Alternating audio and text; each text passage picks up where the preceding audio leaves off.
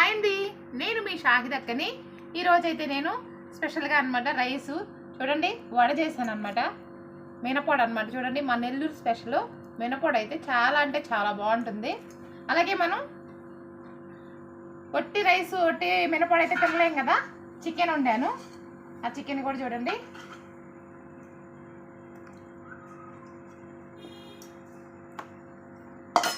నాకైతే ఇలా రైస్ కలుపుకొని పులుసులో వడముక్క ఇలా తుంచుకొని, మీకు ఇష్టమైనా చెప్పండి. నాకు ఇదో ఇలా తింటే మాత్రం నాకు చాలా ఇష్టం. అసలుకి మీకు కూడా ఇష్టమైనా కామెంట్ రూపంలో కామెంట్ చేయండి.